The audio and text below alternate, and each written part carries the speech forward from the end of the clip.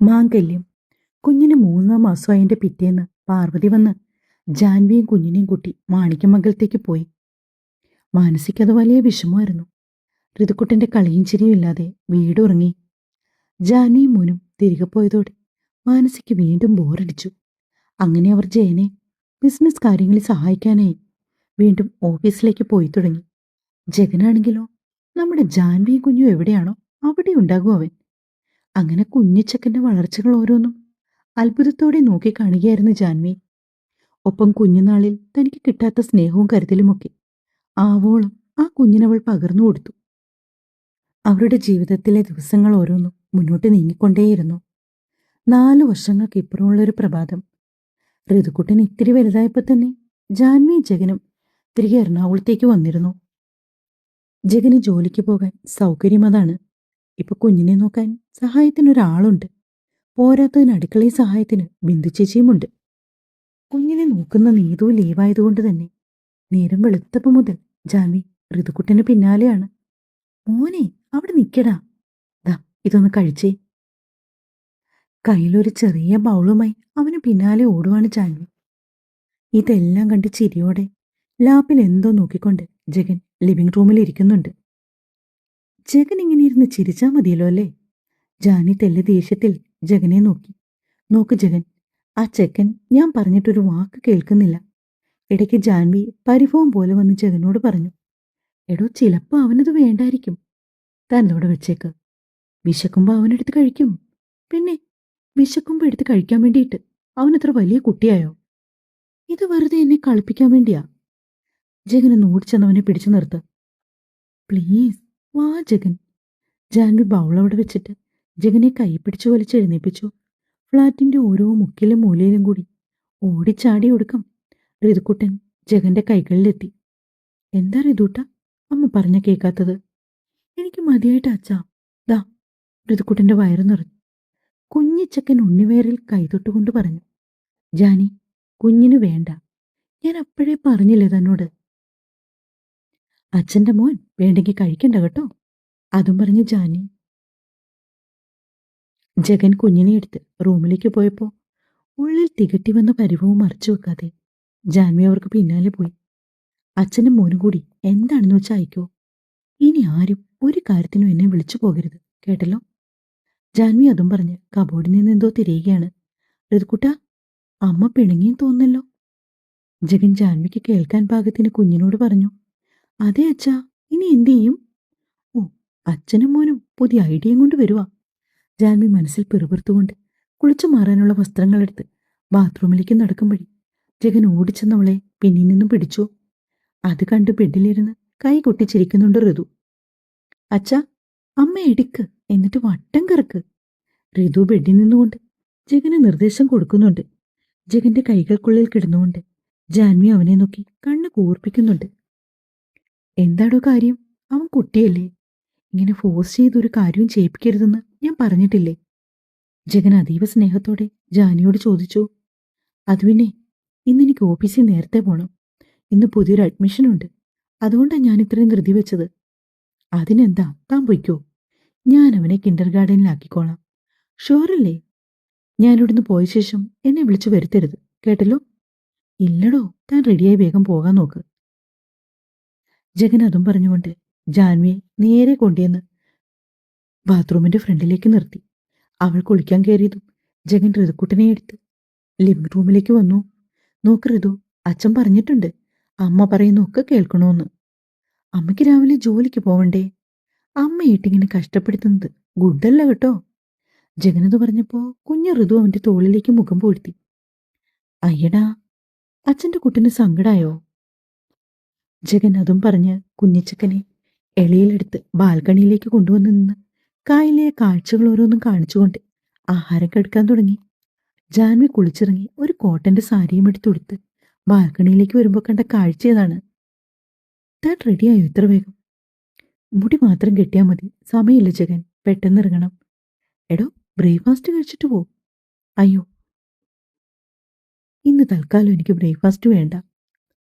Breakfast ഒക്കെ കഴിക്കാൻ നിന്നാ ലേറ്റ് ആവും. എങ്കിലും ഒരു കാര്യം ചെയ്യൂ, താൻ ടിഫിൻ ബോക്സിലേക്കാക്ക്. ഞാൻ ബിന്ദു ചേച്ചിയോട് പറയാം. വേണ്ട ജഗൻ, ഇന്നൊരു ദിവസത്തെ കാര്യമല്ലേ. ഞാൻ എന്തെങ്കിലും സ്നാക്സ് ഒക്കെ കഴിക്കാം. സ്നാക്സ് മാത്രം കഴിച്ചാൽ ഉച്ചവരെ പിടിച്ചു നിൽക്കാൻ പറ്റില്ല.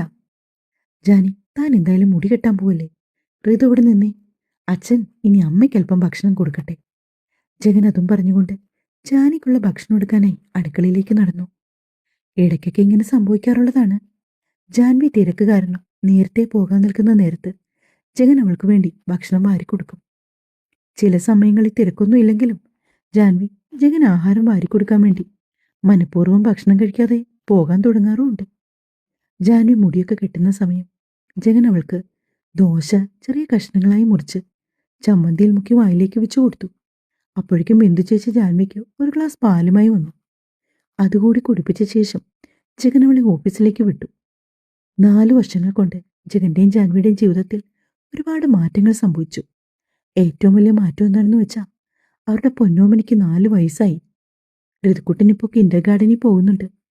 ജാൻവി അവളുടെ ഏറ്റവും വലിയ സ്വപ്നമായ ഒരു ഷെൽട്ടർ ഹോം തുടങ്ങി. സ്ത്രീകളും കുഞ്ഞുങ്ങളും അടക്കം ഒരുപാട് ആളുകൾക്ക് അഭയം നൽകുന്ന ഒരു കേന്ദ്രമായി മാറിയത്. അതിന്റെ ബ്രാഞ്ച് പോലെ മറ്റൊരെണ്ണം അവളുടെ നാട്ടിലും തുടങ്ങാൻ അവൾ ആഗ്രഹിക്കുന്നുണ്ട്. അതിന്റെ പണികളും നടന്നുകൊണ്ടിരിക്കുന്നു. പിന്നെ സംഭവിച്ച കാര്യം എന്താണെന്ന് വെച്ചാൽ അവളുടെ മുത്തശ്ശി വയനാട്ടിലെ ട്രീറ്റ്മെന്റിന് ശേഷം തിരികെ നാട്ടിലെത്തിയപ്പോൾ സ്വന്തമായി നടക്കാനും വർത്തമാനം പറയാനും ഒക്കെ തുടങ്ങിയെന്നുള്ളതാണ്. പക്ഷെ ഇന്നും മാറാതെ നിൽക്കുന്ന ഒരാളുണ്ട്, മിതു. അവൾ ഇപ്പോഴും ഒരു വിവാഹത്തിന് പോലും സമ്മതിക്കാൻ കൂട്ടാക്കാതെ അബിയുടെ ഓർമ്മകളിൽ തന്നെ ജീവിക്കുകയാണ്. ജഗനും ജാൻവിക്കും അതേപ്പറ്റി നന്നായി അറിയാമെങ്കിൽ പോലും അവരിരുവരും ഇതുവരെ മിതുവിനെ ഒരു വിവാഹത്തിന് നിർബന്ധിച്ചിട്ടില്ല. ജാൻവിയുടെ കാറ് സ്വപ്നക്കൂടെന്ന് പേരെഴുതിയ ഒരു ഗേറ്റിനുള്ളിലേക്ക് പ്രവേശിച്ചു. അവളുടെ കാർ പാർക്കിങ്ങിലേക്ക് ചെന്നു നിന്നതും കുറച്ചധികം കുട്ടികൾ ഓടി അവർക്കടുത്തേക്ക് വന്നു. എല്ലാവരുടെയും തലയിലൊന്ന് തഴുകിക്കൊണ്ട് ജാൻവി അവരോട് വിശേഷങ്ങളൊക്കെ ചോദിച്ച ശേഷം അകത്തേക്ക് നടന്നു. ഒരുപാട് കുഞ്ഞു മക്കളുണ്ട് അവിടെ. അതിൽ സ്കൂളിൽ പോകുന്നവരുണ്ട്, ചെറിയ ചില വയ്യായികൾ ഉള്ളവരുണ്ട്, പ്രായമായ അമ്മമാരുണ്ട്. വിവാഹബന്ധം ഏർപ്പെടുത്തിയിട്ട് മറ്റു വരുമാന മാർഗങ്ങളൊന്നുമില്ലാതെ വിധിയുടെ മുൻപിൽ പകച്ചുപോയ ചില സ്ത്രീകളുണ്ട്. അവർക്കൊക്കെ മുന്നോട്ട് ജീവിക്കാനായി കൈത്തൊഴിലുകൾ പഠിപ്പിച്ചു കൊടുക്കുന്നുണ്ട് അവിടെ. ജാൻവി നേരെ പോയത് അവിടെ ക്യാബിനിലേക്കാണ്.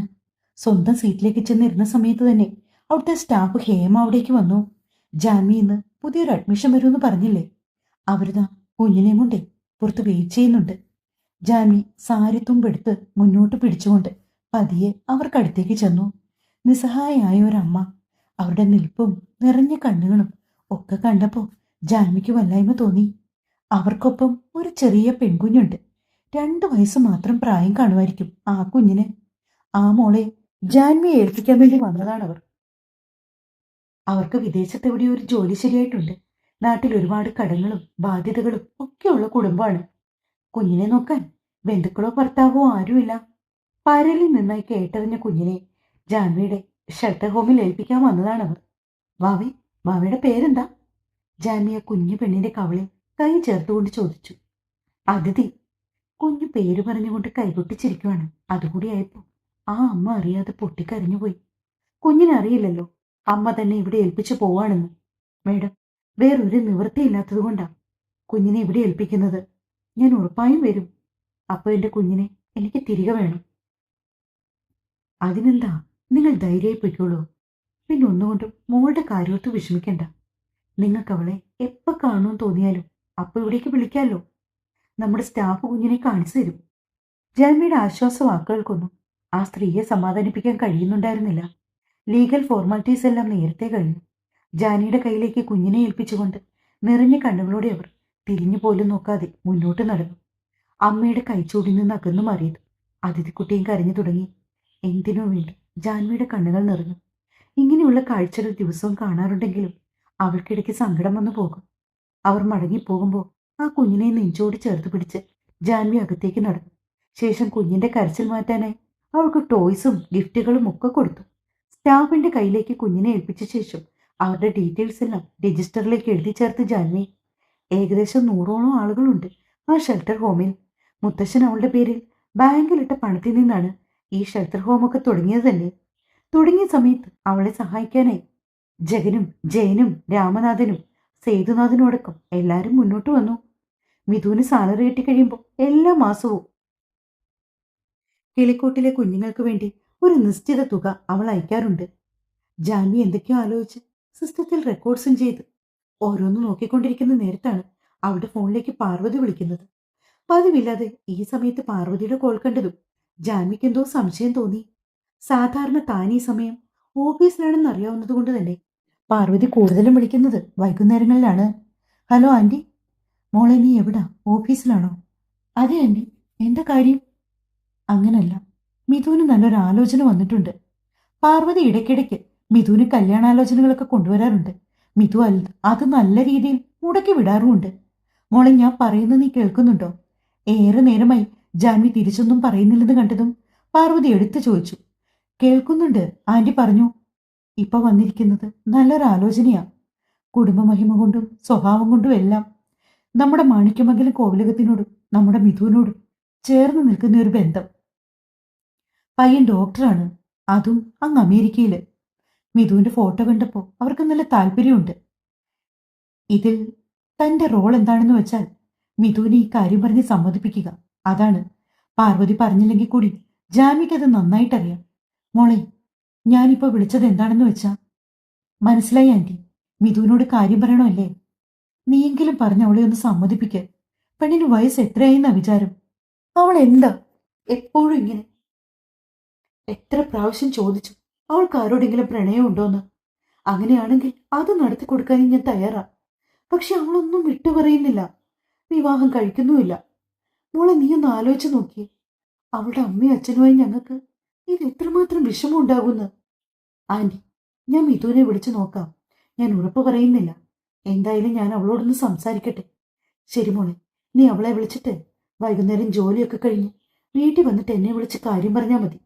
ശരിയല്ലേ? കോൾ കട്ട് ചെയ്തതും ജാൻവി അല്പനേരം ആലോചനയോടെ ഇരുന്നു. ശേഷം നേരെ ഫോണെടുത്ത് ജഗനെ വിളിച്ചു. ജഗൻ, ആന്റി എന്നെ വിളിച്ചു. ശേഷം പാർവതി പറഞ്ഞ കാര്യങ്ങളെല്ലാം ജഗനോടും പറഞ്ഞു അവൾ. താൻ എന്തായാലും മിഥുനെ ഒന്ന് വിളിച്ചു നോക്ക്. അവളുടെ അഭിപ്രായമല്ലേ ഇതിൽ പ്രാധാന്യം. അവൾക്ക് താല്പര്യമുണ്ടെങ്കിൽ മുന്നോട്ട് പോകാം, അല്ലെങ്കിൽ ഫോഴ്സ് ചെയ്യാൻ നിൽക്കണ്ട, ജഗൻ തീർത്തു പറഞ്ഞു. ഒന്ന് മൂളിക്കൊണ്ട് ജാൻവി ജഗന്റെ കോള് കട്ട് ചെയ്തു. പിന്നെ മിഥുനെ വിളിച്ചു. അവൾക്കിന്ന് നൈറ്റ് ഷിഫ്റ്റ് ആണ്. മിഥു, പറ ജാനി. ഉറക്കച്ചടവോടെയാണ് മിഥു സംസാരിക്കുന്നത്. നീ ഫ്രീ ആണോ? എനിക്കൊരു കാര്യം പറയാനുണ്ടായിരുന്നു. നീ പറഞ്ഞു, ഞാൻ കേൾക്കുന്നുണ്ട്. ആന്റി എന്നെ വിളിച്ചിരുന്നു. ജാൻവി പറഞ്ഞു തുടങ്ങിയപ്പോൾ തന്നെ മിഥുവിന് കാര്യം മനസ്സിലായി. എല്ലാം അറിഞ്ഞു വെച്ചുകൊണ്ട് നീയും എന്നെ നിർബന്ധിക്കുവാണോ ജാനി? നിർബന്ധിക്കുന്നതല്ല മിഥു. എത്രയെന്ന് കരുതിയാ നീ ഇങ്ങനെ ഒറ്റയ്ക്ക് ദൂരെ ഒരിടത്ത് നിൽക്കുന്നേ? നിനക്കും വേണ്ടി ഒരു കൂട്ട്. അബിയെക്കുറിച്ചാണെങ്കിൽ യാതൊരു അറിവുമില്ല. ഇതിപ്പോ 4 വർഷം കഴിഞ്ഞു. നീ ഇനിയെങ്കിലും ഒന്ന് മൂവ് ഓൺ ചെയ്യ. ശ്രമിക്കാഞ്ഞിട്ടല്ല ജാനി, ഇനി എനിക്കൊരിക്കലും അതിന് കഴിയില്ല. അബിക്കൊപ്പമുള്ള ഓർമ്മകളെ മനസ്സിലിട്ടുകൊണ്ട് ഞാൻ ഇങ്ങനെ മറ്റൊരാളുടെ താലിക്ക് മുമ്പിൽ തലകുനിക്കും. എനിക്കതിന് കഴിയില്ല. നീ ഇപ്പോഴും അബിയെ തന്നെ ആലോചിച്ചിരിക്കുവാണോ? ഇനി ഒരു പക്ഷേ എന്നെങ്കിലും നീ അവനെ കാണുമ്പോൾ അവനൊരു വിവാഹമൊക്കെ കഴിച്ച് അവന്റെ ഭാര്യയ്ക്കൊപ്പം ആണെങ്കിലോ? 4 വർഷങ്ങളായില്ലേ? അവന്റെ ജീവിതത്തിലും മാറ്റങ്ങൾ സംഭവിച്ചിട്ടുണ്ടാകും. നീ ഇപ്പോഴും അവനെ വേണ്ടി കാത്തിരിക്കുന്നത് അവനറിയില്ലെങ്കിലോ? ഒരു കുടുംബമായി അവൻ നിന്റെ മുമ്പിൽ വന്ന് നിൽക്കുന്ന സമയത്തും നീ അവനു വേണ്ടി തന്നെ കാത്തിരിക്കുവോ? പറ. ജാൻവിയുടെ ആ ചോദ്യം മിഥുവിനെ വല്ലാതങ്ങ് പിടിച്ചൊളിച്ചു. ഇനിയും മിഥു കാത്തിരുന്നൊടുവിൽ അവൾ ഏറെ വിഷമിക്കേണ്ടി വരുമോയെന്ന് ചിന്തിച്ചപ്പോൾ അവളോട് അങ്ങനെ പറയാനാണ് ജാൻവിക്ക് തോന്നിയത്. പിന്നീട് ജാൻവി 1-2 പ്രാവശ്യം അവളെ തിരികെ വിളിക്കാൻ ശ്രമിച്ചു നോക്കിയെങ്കിലും മിഥു കോൾ എടുത്തില്ല. പിണങ്ങിയിട്ടുണ്ടാവും എന്നോട്, ജാൻവി മനസ്സിൽ പറഞ്ഞു. അസ്വസ്ഥത മനസ്സിലേക്ക് പടർന്നപ്പോൾ ജാൻവി പതിയെ കുട്ടികൾക്കടുത്തേക്ക് ചെന്നു. അവരവിടെ പ്ലേയിങ് ഏരിയയിൽ കാര്യമായി എന്തൊക്കെയോ കളികളിൽ ഏർപ്പെട്ടിട്ടുണ്ട്. ജാൻവി അവിടെ ഇട്ടിരുന്ന സിമെന്റ് ബെഞ്ചിലേക്ക് ഇരുന്നു. അവളെ കണ്ടതും 1-2 കുട്ടികൾ ഓടി അടുത്തേക്ക് വന്നു. അവൾ അവരോട് വിശേഷങ്ങളൊക്കെ ചോദിച്ചു. കുറച്ചുനേരം വർത്തമാനമൊക്കെ പറഞ്ഞു. ഇടയ്ക്ക് അവർക്കൊപ്പം കളിച്ചു, ചിരിച്ചു. ഋതുക്കുട്ടൻ ഇവിടെ വരുന്നത് ഒരുപാട് ഇഷ്ടമാണ്. പക്ഷെ ഇവിടുന്ന് തിരികെ പോകാനാണ് മടി. അവനിവിടെ ഒരുപാട് ഫ്രണ്ട്സൊക്കെ ഉണ്ട്. ഇവിടുത്തെ ചേച്ചിമാർക്കൊക്കെ അവനെ വലിയ ഇഷ്ടമാണ്. പക്ഷെ അവൻ LKG-യിലൊക്കെ ചേർക്കുന്നതിന് മുമ്പ് എല്ലാ ദിവസവും ജാൻവി അവനെയും കൊണ്ട് നേരെ ഇവിടേക്കായിരുന്നു വരുന്നത്. എല്ലാ വീക്കെൻഡിലും ജാൻവിയും ജഗനും കിൻഡർ ഗാർഡനിൽ വരും. കുട്ടികൾക്കൊപ്പം ഏറെ നേരം സ്പെൻഡ് ചെയ്യും. ചിലപ്പോൾ അവരെയും കൊണ്ട് പുറത്തൊക്കെ പോകും, ബീച്ചിൽ പോകും. അവർക്കിഷ്ടമുള്ള ആഹാരങ്ങളൊക്കെ വാങ്ങി നൽകും. ശരിക്കും ജാൻവിയുടെ സെക്കൻഡ് ഹോമായി മാറിയിരുന്നു അത്. ഏകദേശം 6 മണിയോടടുപ്പിച്ചാണ് ജാൻവി തിരികെ അപ്പാർട്ട്മെന്റിൽ എത്തിയത്. അപ്പോഴേക്കും ജഗനും എത്തി. ഋതുക്കുട്ടൻ കുളിച്ച് വസ്ത്രമൊക്കെ മാറ്റി ടി വിയിൽ കാർട്ടൂൺ കണ്ടിരിക്കുവാണ്. കുഞ്ഞിന്റെ തലയിലൊന്ന് തഴുകിക്കൊണ്ട് ജാൻവി ജഗന്റെ അടുത്തേക്ക് ചെന്നു. ജഗന് നേരത്തെ വന്നു.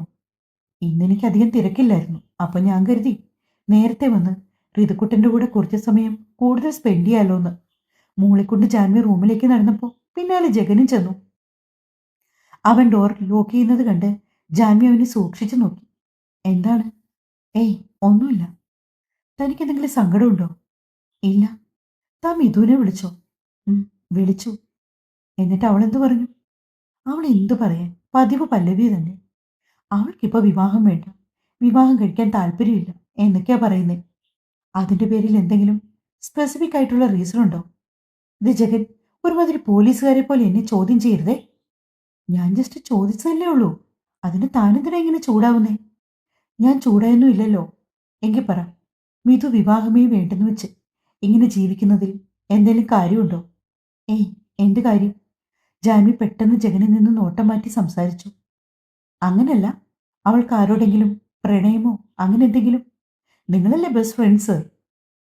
എന്തായാലും താൻ അറിയാത്തതായി അവളുടെ ലൈഫിൽ ഒന്നുമില്ല, അതെനിക്കറിയാം.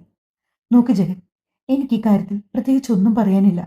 മിഥു വിവാഹം വേണ്ടെന്ന് പറയുന്നുണ്ടെങ്കിൽ ചിലപ്പോൾ അവൾക്ക് അവളുടേതായി എന്തെങ്കിലും പേഴ്സണൽ ആയിട്ടുള്ള റീസൺസ് ഉണ്ടാകും.